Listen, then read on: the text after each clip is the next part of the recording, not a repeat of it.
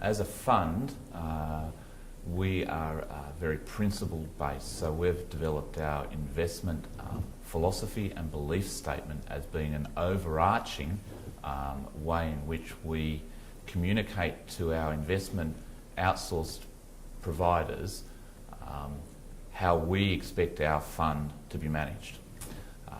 After that, we develop a series of rules that will define our investment universe and things that we would want positively weighted in our portfolio. We gather ESG information from other outsourced providers and through that we are able to determine our investment universe and identify those companies that we would prefer to have a positive weight to.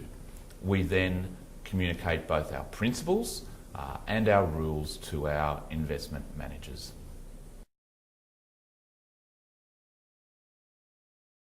Look, it's like most things that you deal with in business world and life, it's about communication.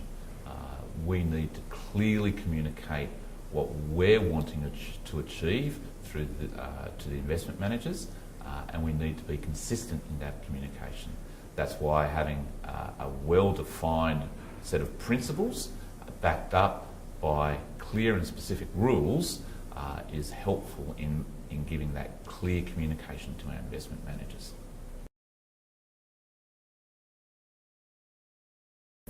This is done very much in the due diligence phase, where we clearly communicate our investment philosophy and what we are trying to achieve as a fund.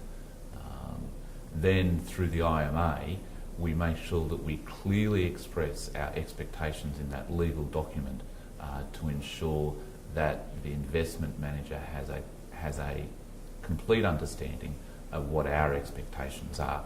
If we don't express those expectations clearly, it will lead to failure from the investment manager and frustration from our side.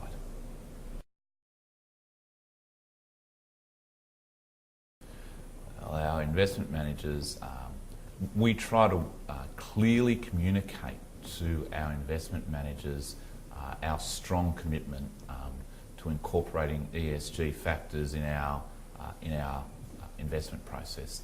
That's done through, again, our investment philosophy, but also in terms of helping us develop negative screens on the portfolio to eliminate those stocks that we would consider the sin stocks, and then also identifying those stocks that we would want positively weighted in the portfolio.